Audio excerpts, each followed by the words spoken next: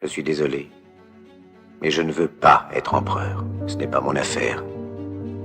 Je ne veux ni conquérir ni diriger personne. Je voudrais aider tout le monde dans la mesure du possible. Juifs, chrétiens, païens, blancs et noirs. Nous voudrions tous nous aider si nous le pouvions. Les êtres humains sont ainsi faits. Nous voulons donner le bonheur à notre prochain, pas lui donner le malheur. Nous ne voulons pas haïr ni humilier personne. Dans ce monde, chacun de nous a sa place et notre terre est bien assez riche. Elle peut nourrir tous les êtres humains. Nous pouvons tous avoir une vie belle et libre. Mais nous l'avons oublié.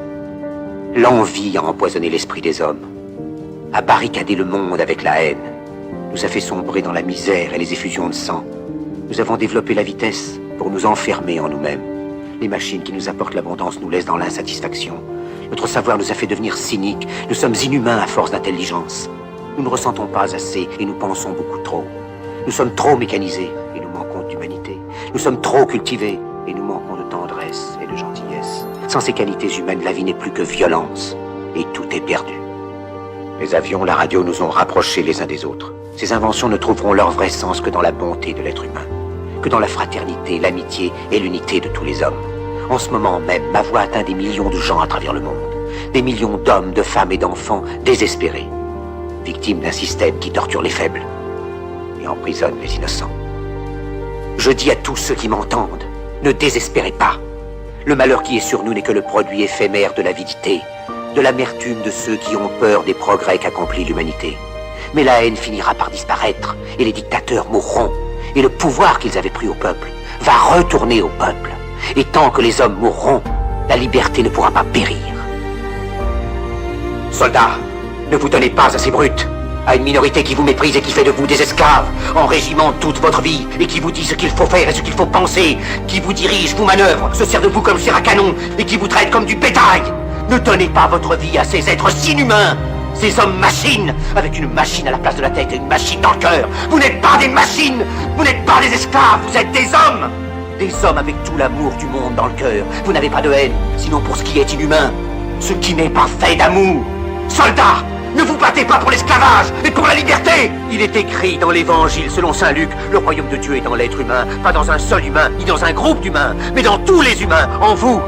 Vous, le peuple qui avez le pouvoir de créer les machines, le pouvoir de créer le bonheur. Vous, le peuple, en avez le pouvoir de rendre la vie belle et libre, le pouvoir de faire de cette vie une merveilleuse aventure. Alors au nom même de la démocratie, utilisons ce pouvoir. Il faut tous nous unir.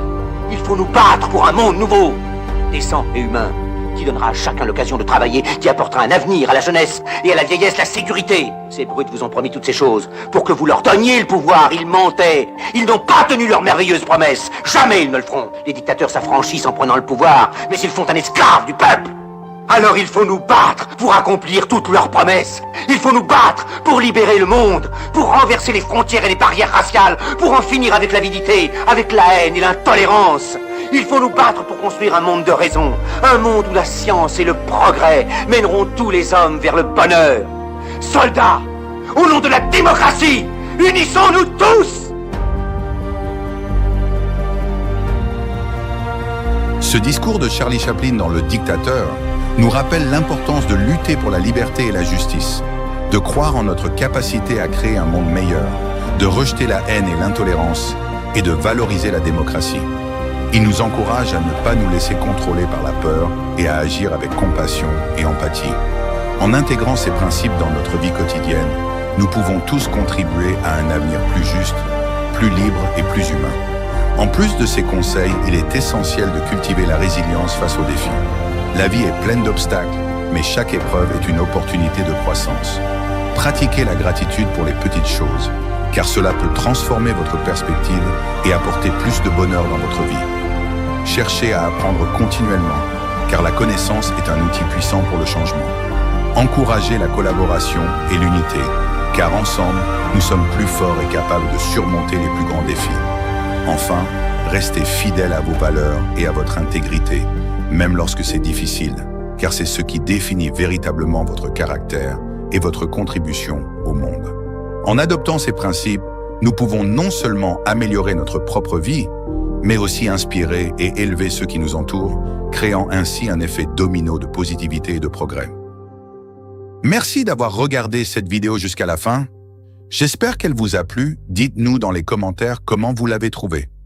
Si c'est pour la première fois que vous nous rejoignez, nous publions régulièrement des vidéos similaires pour vous inspirer chaque jour et impacter positivement votre quotidien. Alors pour ne manquer aucune de nos publications, veuillez vous abonner à notre chaîne et surtout n'oubliez pas d'activer la cloche de notification. On se dit à bientôt pour une nouvelle vidéo.